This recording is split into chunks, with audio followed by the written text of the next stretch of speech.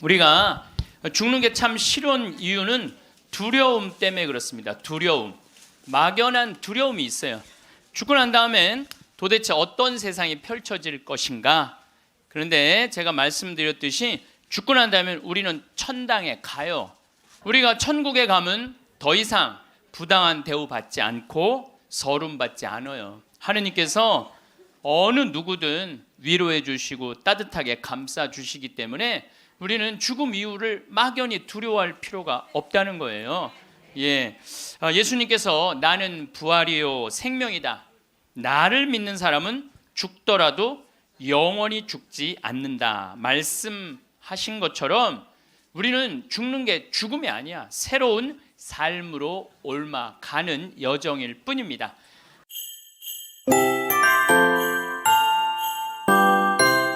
오늘이 세상 끝이면 내일은 없거늘 오늘에 충실하리. 세상이 오늘뿐이라 생각하면 오늘 하루는 얼마나 소중한가. 내일을 준비하며 산 날들이 부끄러워 고해성사를 한다. 오늘 하루를 푸르게 살게 해주소서. 골목길 외등처럼 타인을 위해 살 수 있게 해주소서. 나의 어지러움은 욕망이 많은 탓이려니 한 줄기 바람으로 씻어주소서. 오늘이 세상 끝이라 생각하면 세상은 너무나 밝고 아름다워 티끌의 욕망도 드러나거늘 내 좁은 가슴에 숨길들 무엇하리. 오늘이 세상 끝이라면 나는 왼종일 소리낼 수 있는 성당의 종이 되리라. 아멘.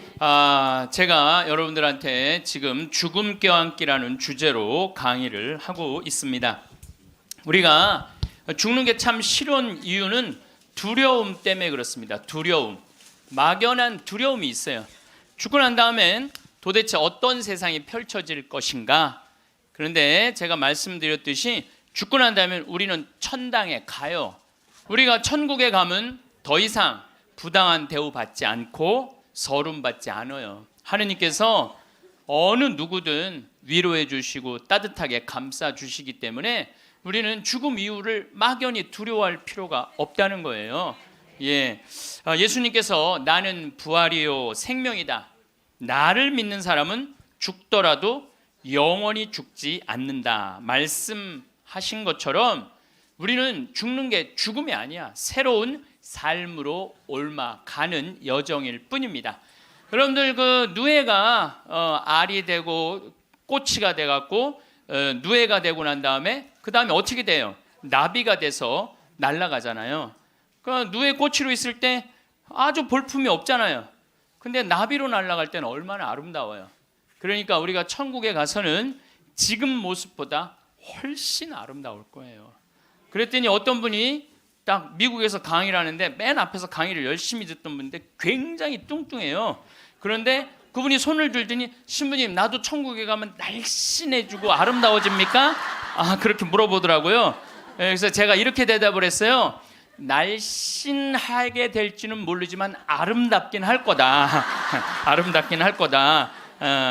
어쨌든 우리가 두려움이 막연한 두려움이 있어요. 근데 하느님을 믿는 우리들은 죽는 것에 대한 두려움 가질 필요 없어요. 하느님께서 우리를 천국으로 초대해 주실 것이고 예수님이 뭐하러 그렇게 십자가에 힘들게 못 박혀 돌아가셨어요. 많은 사람들을 구원하시기 위하여 돌아가신 거예요. 여러분들은 그 부활 신앙을 믿어야 돼. 우리 그리스도인들에게 최대의 신앙의 핵심은 부활 신앙이에요. 내가 나비보다 훨씬 아름다운 모습으로 부활할 거라는 이 믿음. 그래도 죽는 게 싫어. 뭐 때문에 그래? 생이별 때문에 그래. 생이별. 아무리 죽어서 천당 간다 하더라도 이 세상에 죽으면 더 이상 사랑하는 아내 볼 수 없고 남편 볼 수 없고 자식 볼 수 없고 부모님 볼 수 없기 때문에 이 생이별, 죽음 때문에 생이별이 되는 거예요. 죽으면 더 이상 사랑할 수도 없고 사람으로서 도리도 못하고 내가 누리고 싶은 호강도 못 누리고 이 세상에서 고생만 하다가 죽는 게 싫은 거예요.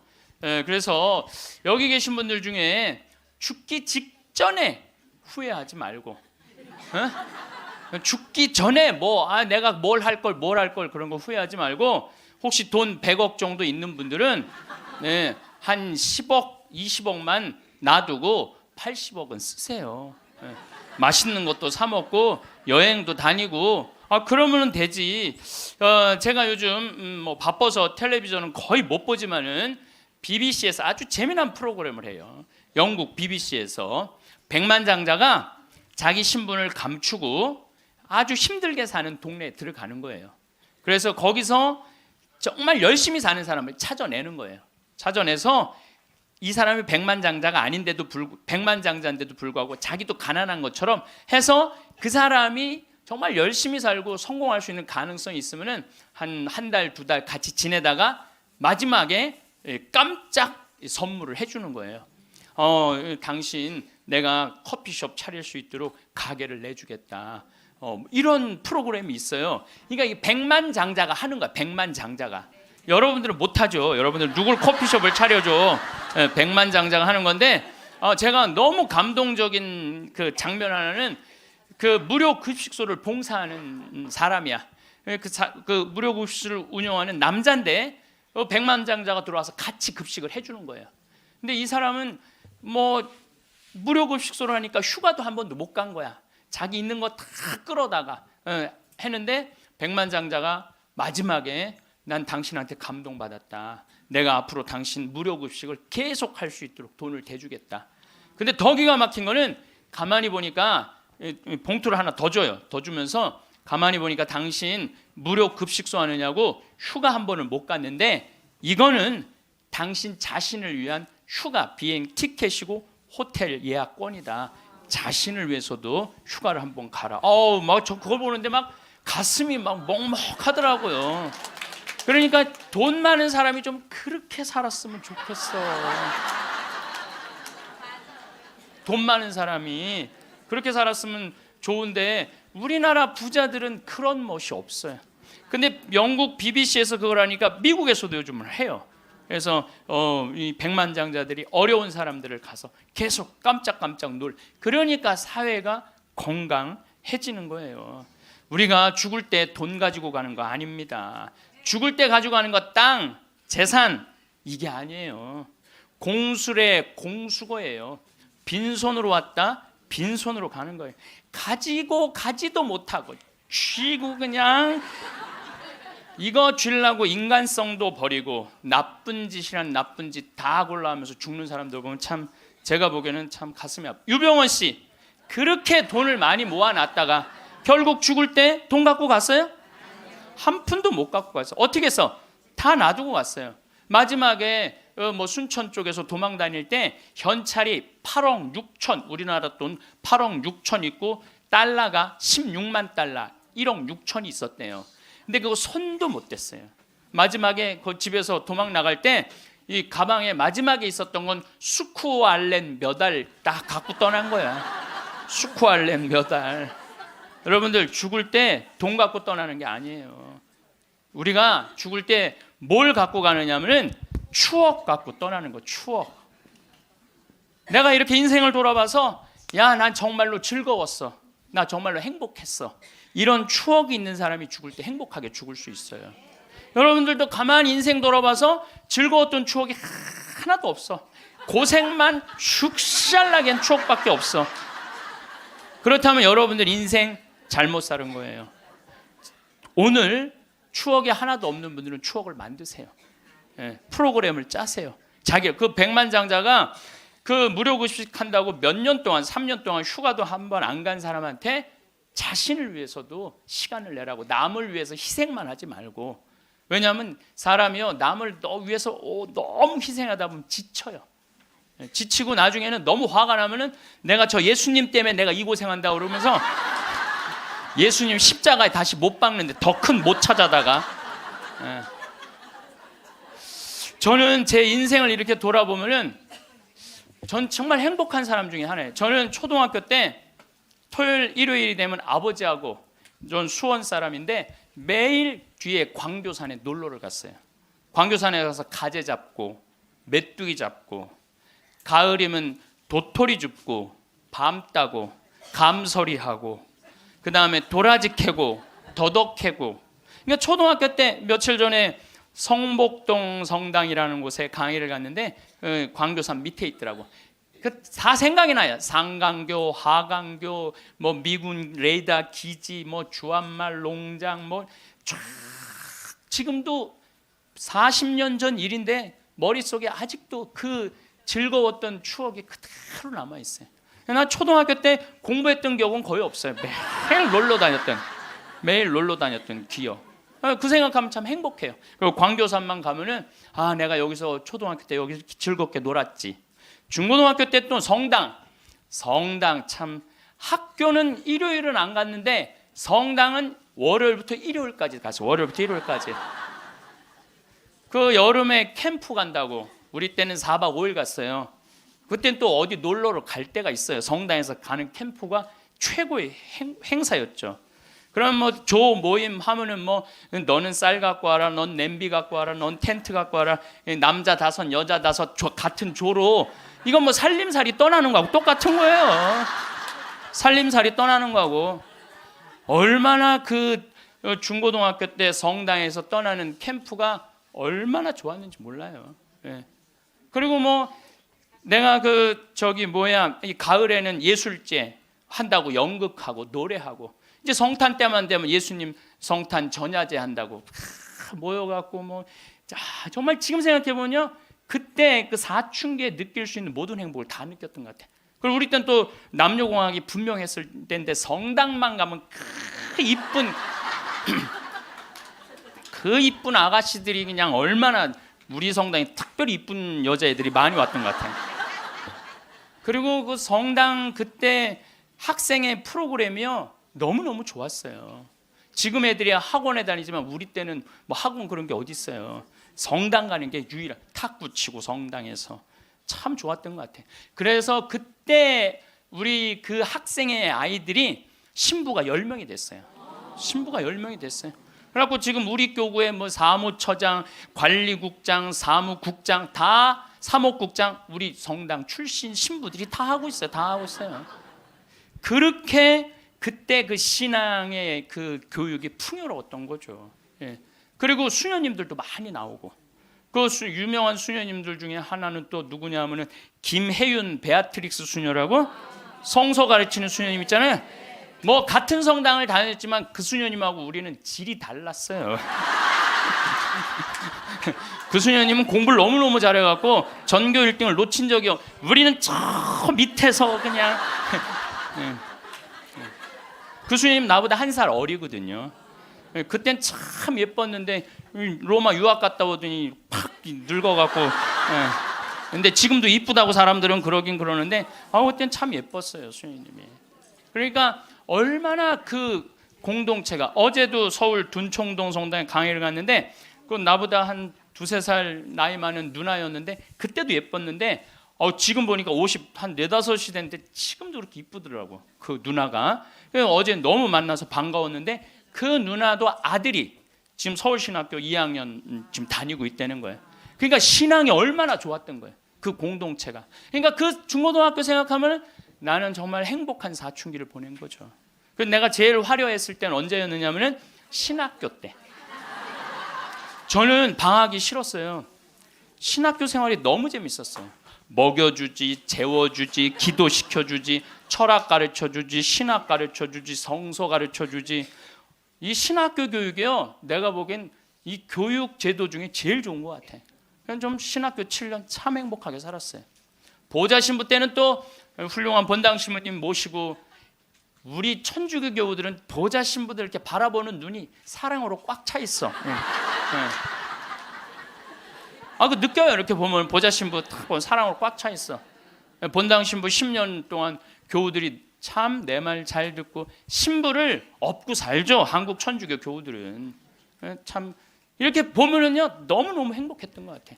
그리고 이제 10년 전에 강원도 평창 생태마을에 들어가서 이렇게 살면 본당이 없으니까, 뭐 본당이 없으니까 또 온 세상이 또 다 내 본당이야 또.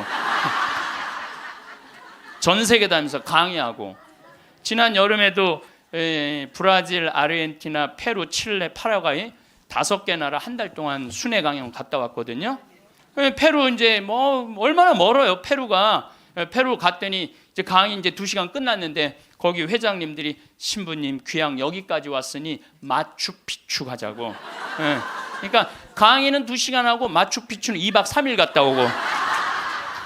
이런 좋은 팔자가 어디 있어요? 브라질 가면 또 뭐 리오데자네이루 또 아름다운 항구 예수님이 이렇게 펼치고 있는 데 있죠? 이번에 월드컵 한대. 참 얼마나 좋은 팔자예요. 깔라파테라고 아르헨티나 맨 밑에 빙하 있는데 신부님 환경하시니까 꼭 보셔야 된다고. 세상에 이렇게 돌아보면 난 웃으면서 죽을 수 있을 것 같아요. 또 작년에는 내가 또 아침마당에도 출연했잖아. 아침마당. 평화방송도 모자라서 아침마당까지. 그냥 아침마당을 2번을 강의를 나갔었는데 목요 특강 2번을 강의를 나갔었는데 보통 목요 특강 시청률이 7% 정도 된다고 그래요. 근데 전 2번 다 10.4%가 나왔어요. 이게 뭐 물론 그 3.4%는 우리 천주교 교우들이 봐줘서 올라간 건지 내가 알고 있죠. 천주교 교우들이 봐줘서 올라간 거 알고 있는데 나는 그 목요 특강 하려고 그러면 새벽 4시에 집에서 나와야 돼요. 새벽 4시에 이제 또 눈이 항상 오니까 겨울에 작년에도 마지막 강의 12월 27일인가 나왔는데 그 눈길을 헤치고 와서 이제 딱 가면은요 여의도에 도착하면은 깜짝 놀랐어요. 여자 둘이서 달겨 들어가고 막 화장을 1시간 동안 하는 거. 화장을 1시간 동안. 평화방송은 생전 화장 안 해주는데 화장을 1시간 동안.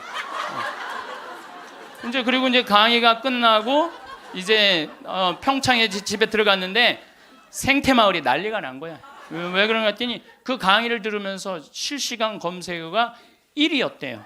그리고 전국에 우리 교우들이 아니고 일반인들이 전화해갖고 거기 신부님 생태마을 자랑하는데 거기 가보고 싶다고. 근데 할머니 한 분이 성당도 안 다니는 할머니가 전화해갖고 오늘 그 강의한 신부님 어쩜 그렇게 유쾌하고 우리 마음을 잘 아느냐고.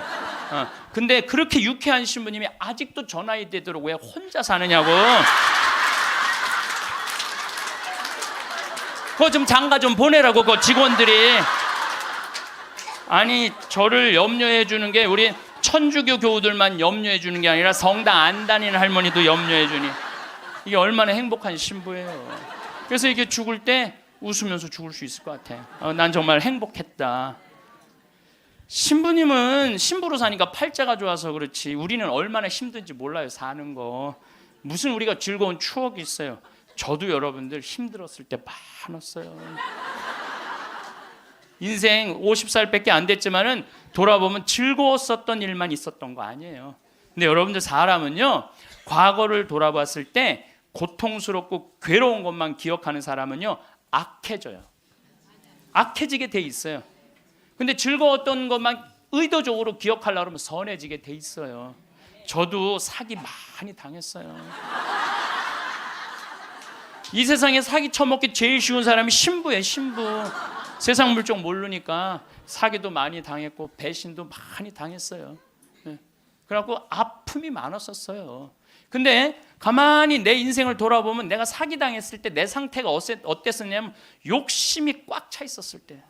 그러니까 내가 강의 때 여러분들 욕심 부리지 말라는 게 그냥 하는 말이 아니라 이 온 몸에서 경험을 하고 나온 말이에요. 온 몸에서 경험을 하고 나온 얘기, 그냥 하는 얘기가 아니에요. 온 몸에서 나온 거죠. 또 뭐 배신도 많이 당했고. 그런데 내가 이렇게 요한복음을 읽어보면 예수님이 이 루카복음에도 마테오복음에도 이런 악마가 와서 유혹을 해요.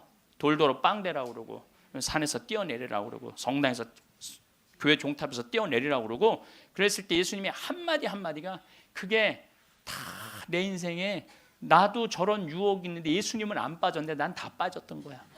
나는 다 빠졌던 거야. 그러면서 제가 깨달은 게 있어요. 아, 욕심 부리지 말아야 되겠구나. 그리고 하느님을 더 사랑해야지 사람을 더 사랑하면은 꼭 고통이 오는구나. 그리고 이제 좋았던 것만 기억을 하는 거야. 나빴던 기억을 자꾸 하면요 인생이 우울해요. 습관이에요, 습관. 여러분들 그 불행한 사람들 며칠 전에 그 신문에 아주 재미난 게 나왔어. 불행한 사람 10가지 특징이 나왔어. 자신과 남의 단점만 본다. 불행한 사람들은요, 자신과 남의 단점만 본대요. 그 다음에 두 번째, 변화시킬 수 없는 것에 대한 걱정을 한다. 그러니까 과거를 집착하는 거야. 과거에 내가 왜 그랬을까? 안 바뀌어요, 과거는. 그 다음에 쉽게 포기한다. 뭘 하다가 그냥 금방 포기하는 사람, 이 사람 불행해진다는 거죠. 운동을 하지 않는다. 운동하는 사람이 행복해요. 그래서 여러분들 꼭 운동하셔야 돼. 뭐 이건 이번 다음 달 강의에 꼭 하겠지만은, 그 다음에 성취 불가능한 목표를 세운다. 성취 불가능한 목표를 세운다.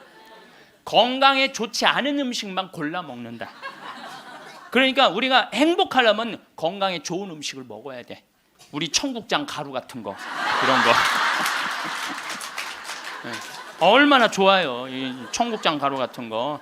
나도 오늘 아침에 좀 일찍 나오는 바람에 청국장 가루를, 저는 그냥 제가 일어나자마자 제가 타 먹어요, 맹물에. 그걸 먹으면요 기분이 참 좋아요. 그리고 이제 요즘은 이제 시래기, 무청 있죠? 우리 생태마을에 그냥 온 생태마을에 무청이 널려 있어요 지금. 그걸 보고 있으면 기분이 좋아요. 그 시래기 탁 삶아갖고 무쳐갖고 밥을 비벼 먹으면, 우리 생 청국장에다 밥을 비벼 먹으면 너무 맛있어. 잠을 충분히 자지 않는다. 불행한 사람들. 인터넷에 갇혀 산다. 남에 대해 험담, 부정적인 말만 한다. 불행한 사람들은 이런 다 기미가 있어요. 그 다음에 마지막에 용서하기를 거부한다. 난 절대 용서할 수 없어. 이 사람들이 다 불행하다는 거예요. 그래서 여러분들 이렇게 인생을 돌아보면서 억울하고 분한 것만 새기지 마라. 특별히 우리 할머니들, 내가 대동아 전쟁에 시집으로 와서 6.25 전쟁 때 1.4.5태 때 고생한 얘기, 그거요 청승이에요, 청승. 행복했던 기억만 하시면 좋아요. 그 다음에 죽을 때 뭐 갖고 가냐면 선행 갖고 가는 거. 선행. 죽을 때 선행 갖고 가는 거. 여러분들 죽을 때 땅 갖고 가는 거 아니라니까요. 집 갖고 가는 게 아니라니까요. 재물 갖고 가는 게 아니에요. 이거는 갖고 갈 수 없는 거야. 갖고 갈 수 없는 거야. 오늘도 전심 먹으면서 잠깐 대화를 했는데, 사람들을 보면요 1000개를 가지고 있으면서 1개밖에 못 누리고 사는 사람이 있어요. 근데 100개를 가지고 99개를 누리고 사는 사람이 있어요. 그럼 여러분들 1000개 가진 사람은 이게 뭐 1000개 가지나 많아요. 이 사람이 죽을 때 그랬는데, 돈이 너무 많은 사람은 그걸 못 쓰고 죽어서 못 죽는데요. 돈이 너무 많은 사람들은. 그러니까 쓸 수 있을 때 열심히 쓰라는 거예요. 두 번째로는 선행이야. 마태복음 25장에 예수님이 이런 얘기를 합니다. 오른쪽에는 양, 왼쪽에는 염소를 갈라놓고 이런 얘기를 해요. 내 오른쪽에 있는 사람들한테, 내 아버지의 복을 받은 이들아, 와서 세상 창조 때부터 너희를 위하여 준비한 나라를 차지하여라. 너희는 내가 굶주렸을 때 먹을 것을 주었고, 내가 목말랐을 때 마실 것을 주었으며, 감옥에 갇혔을 때 찾아주었다. 그럼 의인들이 이렇게 말할 것이다. 주님, 저희가 언제 주님께서 굶주리신 것을 보고 먹을 것을 드렸고 목마르신 것을 보고 마실 것을 드렸습니까? 언제 주님께서 나그네 되신 것을 보고 따뜻히 맞아 드렸고 헐 벗으신 것을 보고 입을 것을 드렸습니까? 언제 주님께서 병드시거나 감옥에 계신 것을 보고 찾아가 배웠습니까? 그럼 임금이 대답할 것이다. 내가 진실로 너희에게 말한다. 너희가 내 형제들인 이 가장 작은 사람. 여러분들, 그래서 저는 이 단어를 참 요즘 많이 묵상을 해요. 내가 만나는 사람들 중에 작은 이들 가운데 한 사람에게 해준 것이 곧 나에게 해준 것이다. 얼마 전에 우리 아파트 경비병이 분신 자살해서 세상을 떠났잖아요. 가장 작은 이한테 해준 게 누구한테 해준 거야? 예수님. 이 지금 대한민국 사람들이 이 말씀을 새겨야 돼요. 돈 좀 벌었다고 작은 이들을 무시하는 이런 사회, 왼편 염소 쪽으로 가는 거예요. 여러분들 오른편 양쪽으로 가려면 어떻게 해야 돼? 작은 이들 중에 목마르고 헐벗고 배고프고 감옥에 갇히고 나그네 된 사람한테 따뜻하게 대해야 되는 거예요. 록펠러라고 있어요. 미국 부자. 이 사람 죽었는데 얼마나 부자냐면 1850년도에 태어난 사람인데 55살에 전 세계의 90%를 줘요. 세계에서 최고로 부자였어요. 55살에 이 사람이 불치병을 딱 판정을 받아요. 1년밖에 못 산다고. 1년밖에 못 사니 전 세계 최고의 부자인데 55세 1년밖에 못 사니 얼마나 기가 막혀요. 병원에서 탁 나오는데 이렇게 보니까 병원 정가운데 뭐라고 써 있느냐면은 받는 자보다 주는 자가 행복하다. 그거를 봐요. 그거를 보고 막 가슴에 전율을 느껴요. 어떤 전율을 느끼냐면 자기는 돈이 그렇게 많은데도 준 적이 없는 거야. 막 회사 병합하고 뺏고 막 이랬거든요. 아주 냉혈한이었어요. 예. 완전히. 그래갖고 가만히 나는 그 많은 돈 중에 준 적이 없네. 여러분들 마음 가끔 이렇게 말하는 분들이 있어. 누가 나 좀 돈 좀 안 주나? 이 사람 불행한 거예요. 이 사람 무조건 불행한 거예요. 내가 누구 돈 좀 줘야지 이 사람이 행복한 거예요. 항상 얻어먹을 자세가 돼 있는 사람은 불행한 거예요. 주려고 그래야 돼. 주려고. 그래서 저는 본당 신부하면서도 교우들하고 밥을 먹어도 정말 내가 냈지 교우들이 돈 못 내게 했어요. 왜냐하면 가만히 보면 교우들 먹고 살기 바쁜데 자식도 공부시키고 월세 세금 내기 바빠 죽겠는데 신부한테까지 돈을 뺏기면서 밥을 사주는 거예요. 이게 그래서 나는 내가 다 정말 많이 냈어요. 그 처음에 신부님한테 밥 얻어 먹은 적이 평생에 처음이라는 교우들을 참 많이 봤어요. 신부님 무슨 돈이? 나 돈 많아. 나는 강사료도 많고 인세가 또 많이 들어오잖아요. 나는 인세도 많이 들어오고 그래서 난 많으니까 걱정하지 마라. 그래갖고 난 다 사줬어요. 그래도 난 내 주머니에 한 번도 돈이 떨어져 본 적이 없어요. 이게 언제 들어오냐면 내 영명 축일 때 다 들어온다니까요. 내 영명 축일 때. 그리고 예수님이 뭐라고 그러냐면 5,000명 빵 먹일 때 너희들이 줘라. 그러니까 제자들이 이제 이 많은 사람들 어떻게 우리가 주냐 그러니까 예수님이 이런 말을 해요. 너희가 거저 받았으니 거저 주어라. 참 이 말이 전 좋아요. 우리가 나누지 못하기 때문에 인생이 괴로운 거죠. 그래갖고 록펠러가 나는 이렇게 많이 줄 수 있는데 내가 하나도 못 주고 죽는구나. 근데 마침 그 병원에서 호텔 로비에서 딸아이 입원비가 없어갖고 막 병원 사람들한테 제발 내 딸 좀 입원 시켜달라고 막 울며 불며 매달리는 엄마를 봐요. 록펠러가 그걸 보고 비서를 시켜서 병원비를 대주라고. 병원비를 대줬는데 그 소녀가 기적같이 나요. 록펠러가 너무너무 행복한 거야. 야, 나도 이렇게 나누니까 이렇게 좋으네.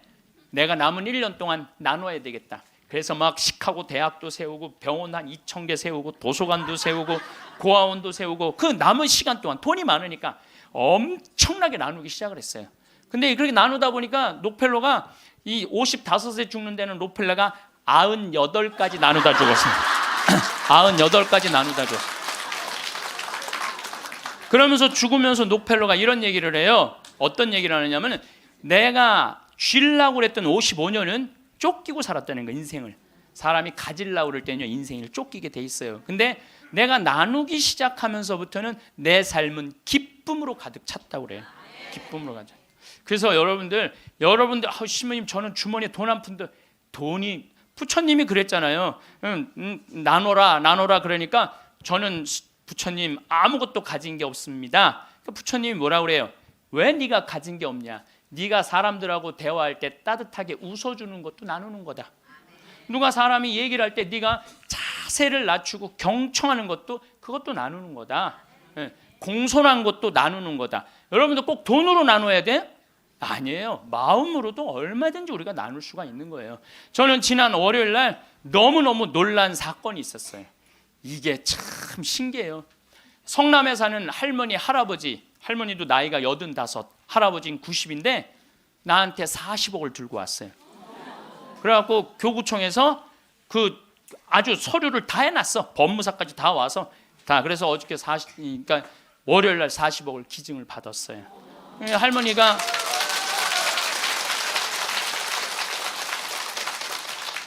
그러니까 되는 놈은 되는 거야.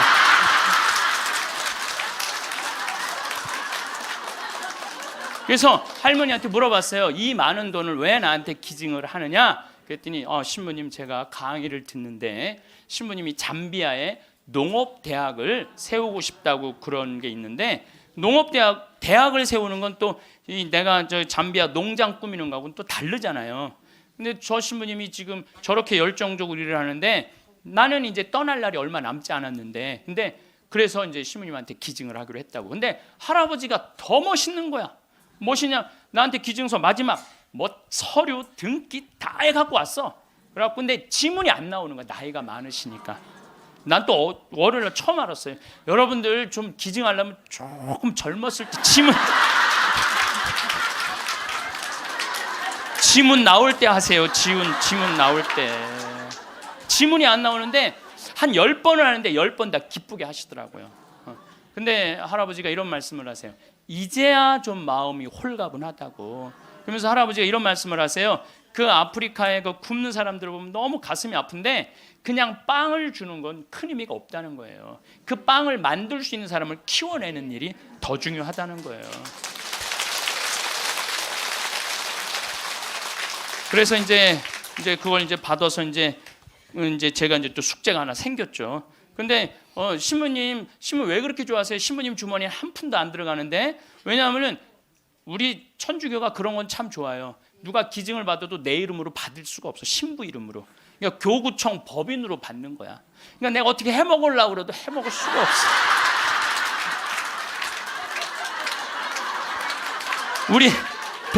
우리 주교님 도장을 훔쳐야지 해먹을 수 있는 거니까. 주교님 도장을 훔쳐야지.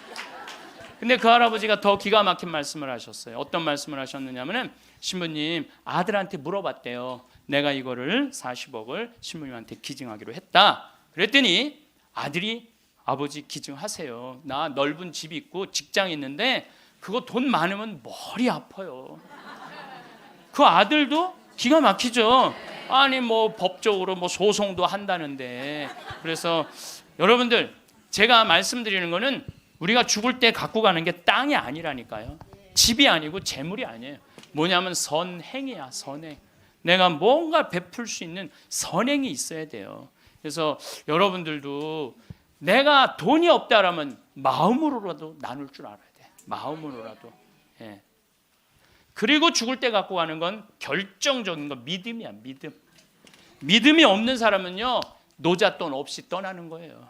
믿음이 없는 사람은 노잣돈이 없이 떠나는 거. 죽을 때 빈털터리로 떠나는 거. 빈털터리로. 근데 내가 주님께서 날 기다리고 계셔. 주님께서 날 맞아주실 거야. 이 믿음 있는 사람은요 여행 떠날만 해요.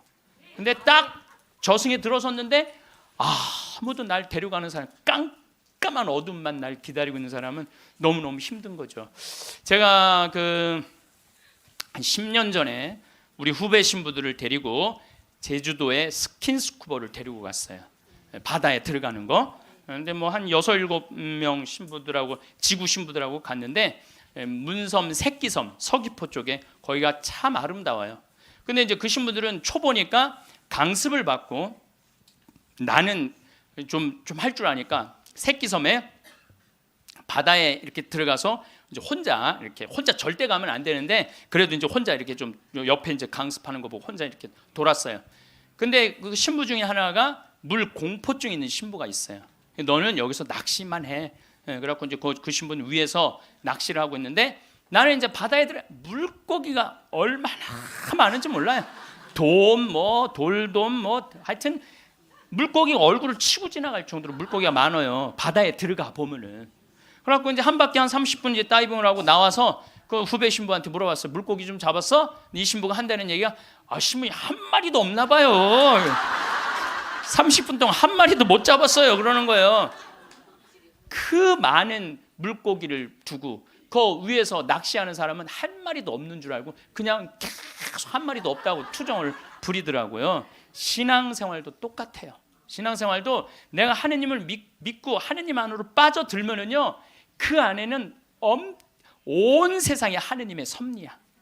하느님의 손길이고 하느님의 사랑이야. 근데 많은 사람들은 그 물속에 뛰어들지 않아요. 뛰어들지 않고 바깥에서 있는 거야 없는 거야 하느님 계신 거야 안 계신 거야 이러고 있으니까 잡아요 못 잡아요? 못 잡아요. 여러분도 오늘도 야 명동에 오늘 그 신부님 강의 간대자 가자 데리고 올라오래. 아유 뭘 가 니네나 가. 난 나중에 기회 되면 갈게. 그 사람은요 못 잡는 거예요. 물고기를 못 잡는 거예요. 얼마나 하느님 안에 들어가면은 신앙의 보물이 얼마나 많은데. 또 우리 보좌 신부님이 그런 얘기를 해요. 보좌 신부님이 자기 낚시를 참 좋아해요. 우리 보좌 신부님이. 근데 신부님 강론 때 그러더라고요. 보면은 아무리 물고기가 안 나와도 한 자리에서 4시간, 5시간 앉아있으면 결국은 나올 때 되면 밑밥을 뿌리면은 나올 때 되면 엄청나게 나온다는 거예요. 우리 보좌 신부님이 우리 조카 며느리 아이가 아기를 가져갖고 잉어를 좀 해달라는 거예요. 가면 막 이렇게 잡아오는 거예요. 어떻게 이렇게 재주가 좋으냐 그러니까 신부님이 한 자리에 계속 있으면 잡는다는 거예요. 한 자리에 계속 있으면은. 근데 자기가 낚시터에 가보면 한 마리도 못 잡아가는 사람이 있대. 어떤 사람이냐면 1시간씩 옮기는 사람이에요. 이 사람은 하나도 못 잡고 가는 거야. 하나도 못 잡고. 그래서 신앙도 꾸준한 사람이, 변함이 없는 사람이 엄청난 보화를 끌어올릴 수 있는 거예요. 그래서 우리 죽을 때는 추억, 선행, 믿음 갖고 가는 거예요. 집 갖고 가는 게 아니라니까요. 어쨌든 내가 지난 2월 달에 이제 성주순례 이제 가서 이제 갈릴레아 호수를 도는데, 그 갈릴레아에서 3일을 머물었어요. 갈릴레아가 신앙의 유산이 너무 많아요. 5,000명 먹이신 빵의 기적도 갈릴레아 호수에서 했지. 산상 설교도 갈릴레아에서 했지. 풍랑 걸은 데도 갈릴레아지. 제자들하고 예수님하고 만난 데도 갈릴레아지. 얼마나 많아요. 그러니까 거긴 3일을 머물렀죠. 3일을 머무르고 이제 저녁에 이제 모여갖고 80명 순례자들한테 오늘 느낀 신앙의 감동을 나눔 얘기를 하자고 그랬어요. 근데 참 우리 천주교 신자들은 이상하죠. 말 그렇게 잘하다가도 말씀 나누게 하자 그러면 입을 다물어. 말씀 나누게 하자 그러면. 내가 아는 뭐 몇몇 연예인도 있으면 연예인들을 만나고 얘기를 하면 신앙이 너무너무 좋아요. 그런데 방송에만 나가면 절대 말 안 해. 신앙에 대해서. 신기해. 개신교 성도들은 간증하라고 그러면 그냥 뛰어나가고 서로 하려고 그러는데 우리는 그냥 잘 놀다가도 자 지금부터 말씀 나누기 전에 내가 묵상을 했어요. 왜 우리 천주교 교우들이 이렇게 입이 무거운가. 내가 묵상을 했어요. 답을 찾아냈어요. 요셉 성인 닮아서 입이 무거운 거. 요셉 성인 닮아서. 요셉 성인이 참 입이 무거워요. 보면은 아니 장가를 가려고 딱 했는데 마리아가 애를 배 갖고 온 거야. 기가 막히잖아요. 나는 손도 잡은 적이 없는데. 그럼 일반 사람이면 뭐라 그럴 거냐. 친구들한테 야 얘기 좀 하자. 야 난 너무 고민이 있어. 아니 마리아가 결혼도 하기 전에 애를 배웠네. 이거 어떻게 하면 좋지? 분명히 이렇게 얘기했을 거예요. 근데 요셉 성인은 아무한테도 말하지 않고 혼자 파혼하기로 혼자만 마음속으로 생각을 해. 우리 천주교 교우들하고 똑같은 거예요. 12살 때 예수님 3일 동안 잃었다가 3일 만에 찾았어. 3일 동안 근데 나는 요셉 성인도 참 대단해요. 내 애도 아니고. 그렇잖아요. 내 애도 아니고 마누라도 내 마누라도 아니야. 사실은 그렇잖아요. 그런데 그 아이하고 그 엄마를 12년 동안 책임졌다는 건요. 보통 사람 아니면 못해요. 참 무직한 분이죠. 근데 3일 만에 잃어버렸는데 얼마나 애가 타게 찾았겠어요. 찾고 난 다음에 성모님이 얘야 네 아버지와 내가 너를 얼마나 찾았는지 모른다. 나는 이 말도 참 묵상을 많이 하는 말 중에 하나예요. 성모님도 시집을 막상 오긴 왔는데 뱃속에 아기가 이씨 들어왔으니 얼마나 미안해요. 그러니까 항상 요셉 성인한테 미안한 마음이 있었던 것 같아. 그래서 여러분들 3일 만에 잃었던 애를 찾았어. 그럼 여러분들 뭐라 할까? 이놈의 새끼 내가 너 얼마나 찾았는지 알아? 분명히 이랬을 거야. 근데 성모님은 자기를 먼저 내세우지 않았어요. 자기 아이임에도 불구하고 얘야 네 아버지와 내 남편을 인정해 준 거죠. 남편을 존중해 준 거죠. 네 아버지와 내가 너를 얼마나 찾았는지 모른다. 그런데도 요셉 성인은 아무 말도 안 해. 한마디도 안 해. 찾았으면 됐지 뭐 이거죠. 한마디도 안 해요. 그래갖고 이제 우리 천주교 교우들이 요셉 성인 닮아서 말을 안 해요. 그래서 내가 우리 말씀 나누게 좀 하여튼 안 해. 근데 호텔 로비에서 얼마나 근사해요. 갈릴레아 호수 호텔 신앙을 얼마나 간증하고 싶겠어. 아무도 말 안 하는데 70살 먹은 할머니가 손을 번쩍 드는 거예요. 내 말 끝나자마자 자기가 말한다는 거예요. 너무 고맙더라고요. 근데 그분은 할아버지하고 같이 오신 할머니인데 딱 일어나더니 할아버지의 손가락질을 딱 하더니 이렇게 말하는 거예요. 신부님, 내가 평생 이 인간 때문에 고생했다는 거예요. 나이가 70이 넘으면 남편을 대놓고 욕할 수가 있어요. 내가 평생 이 인간 때문에 고생했다는 거예요.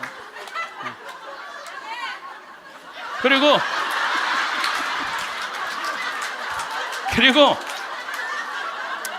자기가 자식 셋 키웠는데 70이 됐는데 자기한테 자식들이 고맙다고 말 한마디 안 하고 남편이 그 잘난 반지 목걸이 한번 사준 적이 없다는 거예요. 속에서 우라통이 터지더래요. 내가 그렇게 고생을 해서 자식들을 키우고 남편 뒷바라지를 했는데 나의 고생을 알아주는 사람이 하나도 없더래. 갈비 먹고 싶을 때 와서 갈비 사주는 놈 한 놈도 없다는 거예요. 근데 어느 날 갑자기 내가 방송에서 나오더니 그러더래요. 늙어서 왜 갈비가 먹고 싶으면 자식이 사줘야 되냐. 그지근성을 버려라. 갈비가 먹고 싶으면 내 돈으로 내가 가서 사 먹으면 되지. 그 자식이 사줄 때까지 기다리느냐. 무슨 돈으로 집 잡혀서 사 먹어라. 맨날 자식한테 섭섭하다고 그러지 말고. 그 얘기를 듣는데 이 할머니가 망치로 한 대 맞았대요. 지금 70살 넘은 할머니 할아버지들 중에 갈비가 먹고 싶다고, 여보 우리 갈비 먹고 싶다, 오늘 가서 갈비 사 먹자. 그리고 둘이 갈비집 가서 10만 원이나 된 돈 내면서 갈비 사 먹을 사람들이 얼마나 돼요? 그저 자식이 한번 사줘야지 그냥 한번 먹고 오는 거지. 그 돈 무서워서 벌벌 떨잖아요. 그러니까 자기를 위한 일을 안 하는 거예요. 이제는 여러분들 자기를 위한 일을 해야 돼요. 자기를 위한 일을. 어쨌거나 하여튼 이제 나도 이제 사 먹어야 되겠다. 집 잡혀서 그런 생각을 하는데 평화신문에 황창현 신부와 함께 떠나는 도보 성주순례가 딱 떴대. 그걸 보는 순간 이 할머니는 이거다 하고 이 할머니는 그냥 집을 팔았대. 그냥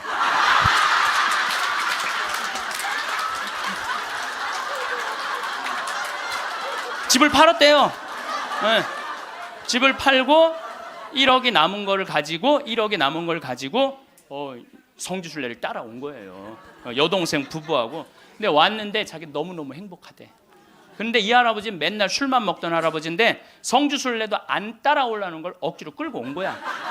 근데 이 할아버지가 다리도 아프다 뭐도 그런데 10일 동안 걸으면서 하느님을 만난 거야. 하느님을 완전히 만나서 성주순례 끝나고 난 다음에 3개월 후에 다시 뒤풀이를 했는데 이 할아버지가 할머니가 그러는 거예요. 저 양반이 미쳤나 보다고. 왜 그러냐면 그전에는 전화만 하면 술 어서 먹을까 이랬는데 요즘 전화만 하면 성당 나와라, 성당 나가야 된다, 하느님은 살아계신 분이다, 이렇게 얘기를 하대. 그러니까 이 세상 집을 팔아서 하늘나라 집을 산 거예요.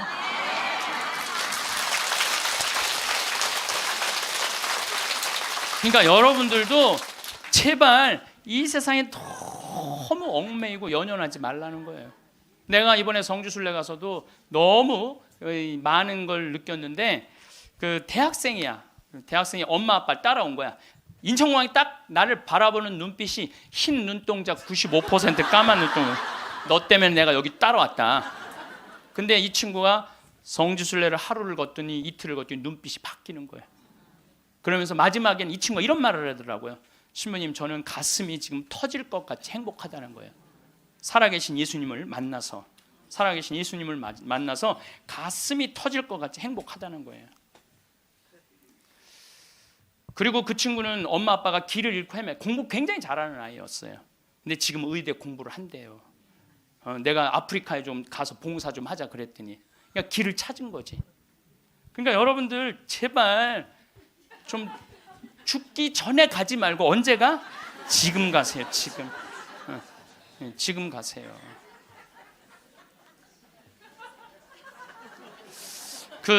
요 얘기만 하고 다음 강의로 넘어가겠습니다. 제 조카를 작년에 잠비아를 남자아이를 데리고 갔어요. 근데 얘가 갔다 오고 나서 말라리아가 걸렸어요. 근데 빈센트 병원에 입원을 했는데 빈센트 병원에서 자기네들은 우리 풍토병이 아니기 때문에 컨트롤을 못 한다는 거예요. 그래서 여기 국립 의료원으로 끌고 왔어요. 죽기 일보 직전이었어요. 내가 조카 하나 죽이나 보다. 내가 내 평생에 그렇게 열심히 기도한 적, 하느님 제발 살려주십시오. 그래서 안 돼갖고 서울대 병원에 유명한 의사도 저 해갖고 좀 어떻게 해갖고 어쨌든 하여튼 기도가 통했는지 살아났어. 근데 얘가 국립대학 다니다가 그거 끝나고 내가 대학을 때려쳤어요. 대학을 때려치고 삼촌 내가 죽기 직전까지 가보니까 내가 하고 싶은 거 해야 되겠어. 얘가 내 목소리하고 똑같아요. 그래서 뮤지컬 학과를 다시 간 거야. 요즘은 매일 뮤지컬 연극 지금 학교 다니면서 매일 공연하러. 이 아이는 나 볼 때마다 삼촌 나 너무 행복해. 그러니까 여러분들 사람이 죽기 전에 후회하는 게 뭐냐면 왜 내가 그걸 못 해봤을까? 이걸 후회한다는 거예요. 그러니까 이 얘기는 내가 다음 시간에 할 텐데 죽기 전에 후회하지 말고 지금 하라는 거. 지금 기도 바치겠습니다. 성부와 성자와 성령의 이름으로 아멘. 당신을 보면 괜히 눈물이 납니다. 사랑의 눈물, 속죄의 눈물, 기쁨의 눈물. 피부를 비집고 들어오는 당신의 살 냄새도 괜히 눈물이 납니다. 생명 속에 사랑으로 스며듭니다. 우리의 속죄 모두 지시고 사랑으로 거두시는 당신 모습에 죽음과 부활을 다시 봅니다. 하늘과 땅 사이에 다시 나시고 지금도 나를 위해 살아계시는 사랑의 깊은 영광 당신입니다. 당신을 보면 괜히 사랑에 젖어 사랑의 눈물이 절로 납니다. 가시관 쓰신 모습, 피에 젖어도 인자한 모습에 눈물이 납니다. 십자가에 못 박혀 돌아가실 때 우리의 생명 다시 난 것을 마음 깊이 눈물 절로 납니다. 당신을 보면 괜히 눈물이 납니다. 안녕하세요 여러분. 행복을 말하다입니다. 오늘은 황창현 신부님의 강의를 듣고 느낀 점을 여러분과 나누고자 합니다. 이번 강의에서는 죽음 껴안기라는 주제로 깊이 있는 말씀을 전해주셨는데요. 정말 많은 것을 생각하게 하는 시간이었습니다. 황창현 신부님께서는 죽음이 우리 삶의 끝이 아니라 새로운 시작이라고 강조하셨어요. 천국에 대한 믿음, 죽음 이후의 세계에 대한 확신을 가지고 살라 하셨죠. 죽음을 두려워하지 말고 오늘 하루를 소중히 여기며 살아가라는 말씀은 참으로 가슴에 와닿았습니다. 신부님께서는 오늘이 세상의 끝이라 생각하고 하루를 충실히 살아야 한다고 하셨는데 이 말씀이 특히 인상 깊었습니다. 오늘이 세상 끝이면 내일은 없거늘 오늘에 충실하리. 이 말씀을 통해 신부님은 우리가 현재의 삶을 얼마나 소중히 여겨야 하는지 일깨워 주셨어요. 우리가 내일을 당연하게 여기고 먼 미래를 위해 오늘을 희생하는 경우가 많지만 오늘이 마지막이라면 우리의 삶은 얼마나 다를까요? 오늘 하루가 얼마나 소중한지 그리고 우리가 그것을 얼마나 소홀히 대하고 있는지 생각하게 하는 말씀이었습니다. 또한 신부님은 나비의 변태 과정을 예로 들어 설명하셨어요. 누에가 알에서 시작해 번데기를 거쳐 아름다운 나비로 변하는 것처럼 우리도 죽음을 통해 더 아름답고 빛나는 존재로 거듭날 것이라고 하셨죠. 이 비유는 죽음에 대한 두려움을 덜어주고 오히려 삶의 아름다움을 더 깊이 느끼게 해주었습니다. 죽음은 끝이 아니라 새로운 시작이며 우리가 지금 겪는 고통과 어려움도 결국 더 나은 모습으로 변하기 위한 과정임을 깨닫게 해주었습니다. 신부님은 또 우리가 죽음을 두려워하는 이유 중 하나로 막연한 두려움을 꼽으셨어요. 죽음 이후의 세계에 대한 불확실함과 두려움 때문에 우리는 죽음을 기피하게 됩니다. 하지만 신부님은 죽음 이후의 세계는 천국이며 하느님께서 우리를 따뜻하게 맞아주시고 위로해 주실 것이라고 말씀하셨어요. 예수님께서 말씀하신 것처럼 우리는 죽는 것이 죽음이 아니라 새로운 삶으로 가는 여정일 뿐이라는 말씀이 큰 위로가 되었습니다. 강해 중에 가장 감동적이었던 부분은 선행과 나눔에 대한 이야기였습니다. 신부님은 우리가 죽을 때 가져갈 수 있는 것은 추억, 선행, 믿음뿐이라고 하셨어요. 돈이나 재산이 아닌 우리가 남에게 베풀었던 선행이야말로 진정한 유산이라는 말씀이 큰 울림으로 다가왔습니다. 록펠러의 이야기를 통해 나눔의 기쁨과 의미를 다시 한번 되새기게 되었어요. 록펠러는 55세의 불치병으로 1년밖에 살 수 없다는 판정을 받았지만 받는 자보다 주는 자가 행복하다는 말을 가슴에 새기고 나눔을 실천하기 시작했습니다. 그는 많은 병원, 대학, 도서관을 세우며 나눔의 삶을 살았고 그 결과 98세까지 살며 행복한 삶을 누렸습니다. 록펠러의 이야기는 우리에게 나눔의 중요성과 그것이 우리 삶에 가져다주는 기쁨을 일깨워 주었습니다. 그리고 무엇보다도 자신을 위한 시간을 가지라는 신부님의 조언이 인상 깊었어요. 자식이나 남편, 아내를 위해 희생하는 것도 중요하지만 자신을 위한 행복을 추구하는 것도 잊지 말아야 한다는 말씀은 많은 분들에게 큰 위로가 되었을 것 같습니다. 우리가 갈비를 먹고 싶을 때 자식에게 기대하지 말고 스스로를 위해 갈비를 사 먹으라는 신부님의 말씀은 자칫 당연하게 여겼던 우리 삶의 방식을 되돌아보게 했습니다. 황창현 신부님은 또한 물질적인 재산보다 중요한 것은 우리 마음속에 남는 추억과 믿음이라고 강조하셨습니다. 우리가 죽을 때 가져갈 수 있는 것은 추억, 선행, 믿음뿐이라고 하셨죠. 돈이나 재산은 결국 우리를 떠나지만 우리가 남긴 선행과 믿음은 영원히 우리와 함께할 것이라는 말씀이 참으로 감동적이었습니다. 신부님께서는 또한 죽음을 두려워하지 않고 오히려 새로운 시작으로 받아들이는 것이 중요하다고 강조하셨습니다. 죽음은 끝이 아니라 새로운 시작이며 우리가 지금 겪는 고통과 어려움도 결국 더 나은 모습으로 변하기 위한 과정이라는 말씀은 우리에게 큰 위로가 되었습니다. 죽음 이후의 세계에 대한 불확실함과 두려움을 극복하고 현재의 삶을 더 충실히 살아가야 한다는 신부님의 말씀은 우리 모두에게 큰 교훈이 되었습니다. 또한 신부님은 우리가 남에게 베푼 선행이 결국 우리에게 돌아온다고 하셨습니다. 우리가 죽을 때 가져갈 수 있는 것은 추억, 선행, 믿음뿐이라는 말씀이 큰 울림으로 다가왔습니다. 록펠러의 이야기를 통해 나눔의 기쁨과 의미를 다시 한번 되새기게 되었어요. 록펠러는 55세의 불치병으로 1년밖에 살 수 없다는 판정을 받았지만 받는 자보다 주는 자가 행복하다는 말을 가슴에 새기고 나눔을 실천하기 시작했습니다. 그는 많은 병원, 대학, 도서관을 세우며 나눔의 삶을 살았고 그 결과 98세까지 살며 행복한 삶을 누렸습니다. 록펠러의 이야기는 우리에게 나눔의 중요성과 그것이 우리 삶에 가져다주는 기쁨을 일깨워 주었습니다. 그리고 무엇보다도 자신을 위한 시간을 가지라는 신부님의 조언이 인상 깊었어요.